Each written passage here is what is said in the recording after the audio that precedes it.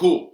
So Carlos's video was super insightful. There's a lot of things that I had previously thought about that he had touched upon. One of the things that I really liked was how he spoke on how a vision is not entirely one person's job to create, and I think that's really great. The idea of collaboration speaks volumes. And sometimes has a louder voice than those who decide to go about a vision alone. There are some circumstances where creating a vision and seeing it through to the end requires a little bit extra more motivation from the leader and requires a little bit more weight to be put on the leader, but I think that's more of a lack of motivation from the team.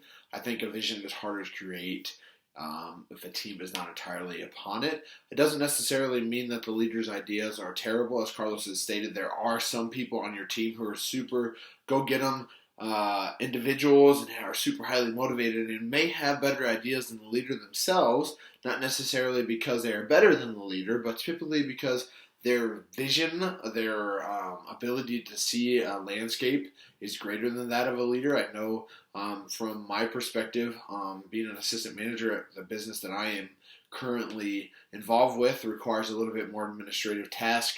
And as I have worked up through the ranks and I have lost the privilege, I would say, to go about more normal and mundane tasks like the customer service representatives do. I don't get to speak with customers as often as I would like to. Instead, I have to communicate with the higher upper management, and that's kind of frustrating because their tunnel vision is a lot worse than mine is. I have the ability to kind of see things in a broader sense, but a leader's role is stretched and their responsibilities are stretched as well when they have to focus on building a team, creating the team, and then seeing that through. But I want to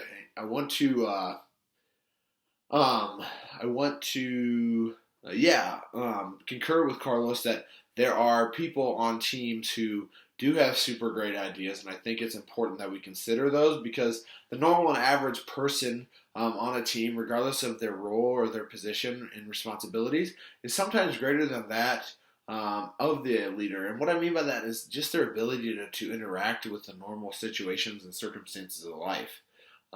For instance,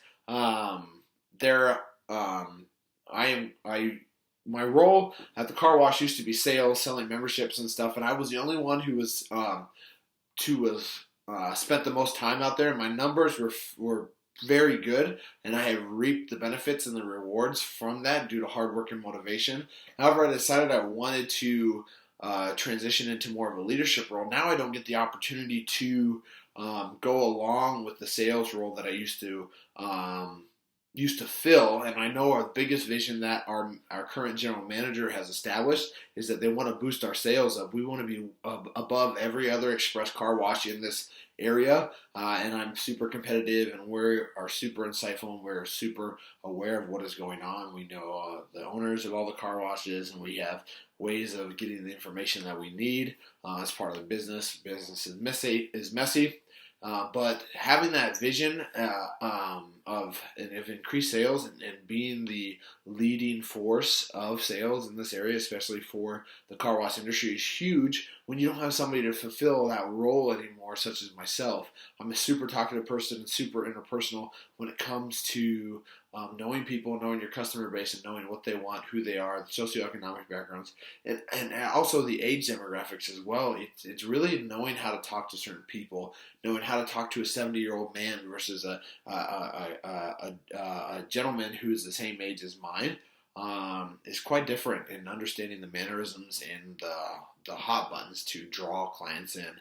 But the idea here is creating a vision for me is kind of my responsibility of trying to figure out how to get a salesperson trained up to complete our vision. So it's actually really interesting. There's a middle ground there and a middle main objective. It's almost as if there's two visions wrapped up into one.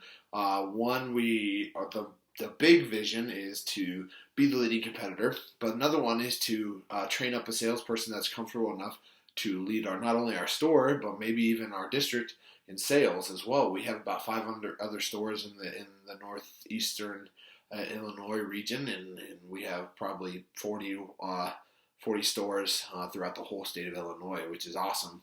God's blessed us with a lot of stuff. Even though the company may not necessarily be Christian, there are Christian individuals that do influence the business's trajectory. So, touching base on what Carlos said, it's not always a bad idea to wait for a vision to develop.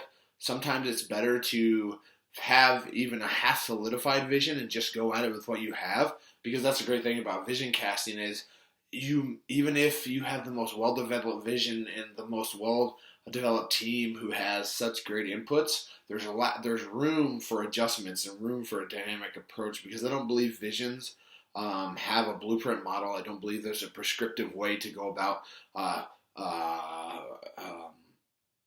moving throughout a vision's course to get to the end of the line. I don't think there's a solid plan A, B, and C, or parts A, B, and C, that will take you from the start to the finish line, because the landscape's changing ever so drastically, and it's not stopping. Everybody's different. You meet new people every day.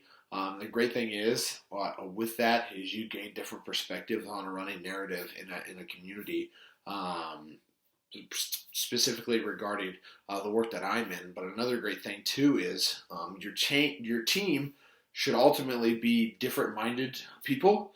I think you should have type A and type B people on your team. I think you should have people who are humble, people who are hungry, people who are smart, like the TED Talk said earlier in the week. And I believe that the people's ability to adapt is the most important thing.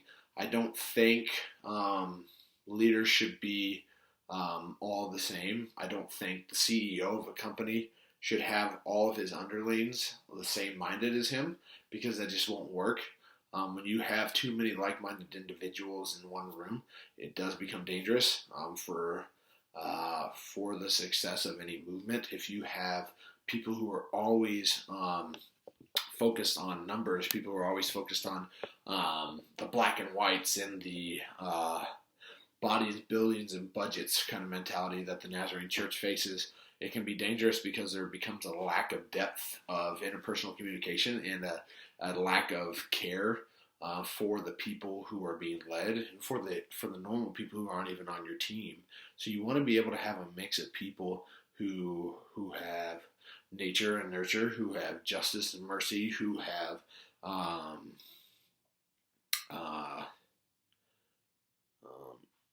communication versus listening. You want to have all those different types of people on your team.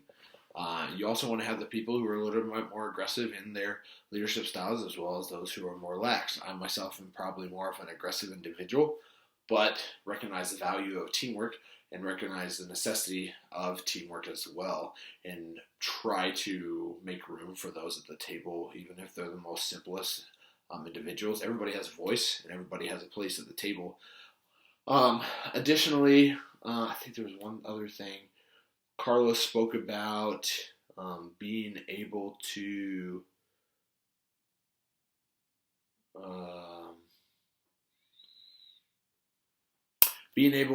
make the most of every situation and to take action rather than waiting. Yeah, okay. So it kind of goes in hand with going with what you have versus waiting. But the danger of inactivity is probably just as dangerous, if not more dangerous, as acting prematurely. So what I mean by that is, okay, this is going to be way off the wall, but I watch an anime show. I love anime, and I'm getting deeper into it. But there's this one anime called Attack on Titan, and if you guys want to watch it, you guys can. If not, that's perfectly okay with me. A lot of people don't have the same desire for that. But anyway, so there's this group of military police, if you will, that designed a plan to get back one of their fellow comrades that was kidnapped. Well, along the way, some things had happened. Some people who they thought were on their side were actually their enemies and their opposition, and managed to reveal their true selves, and they kidnapped the key prize, the key player in the whole show. Well, what the commander of the military police did is he got word from a messenger what had happened, and instead of thinking of time to devise and a plan of how they were going to get this individual back, They instead gathered as many people as they can, all able-bodied individuals who had gone through the proper training on how to succeed in a military fight, those who had had the proper experience that they needed. And they rounded them all up, they got on the horses, and then they just went after them. What was interesting along the way is that there wasn't any well-thought-out plan other than the previous formations and the previous cues and the battle strategy that they already knew. They were just acting upon instinct with a little bit of training. And what was interesting is they got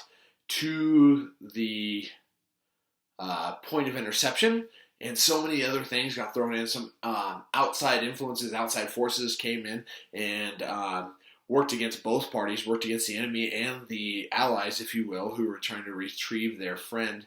And they stirred the pot a little bit, but this allowed for room for maneuver, and the army, the military police, were able to use these outside forces to their advantage in distracting the enemy, and they eventually were able to rescue their friend. And I think that's a super important thing. Looking back to it, it's not necessarily tied to church leadership, but it's still leadership nonetheless. The commander saw an opportunity. He recognized the need to go after it, because if he waited too long, the chances of them rescuing their friend would be slim to none. And the longer he waited, the less of a chance that they stood in getting their friend back.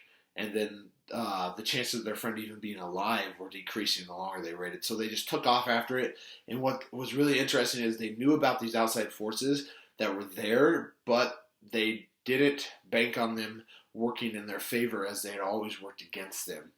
So it was really cool to see a vision or a plan, if you will, that's not necessarily well thought of, and not necessarily prematurely developed, but it's an idea that's acted upon instinct, and we have to seize every opportunity that we can. So if we go at a certain situation, we can almost bank on something interfering with it, with our plan and our vision.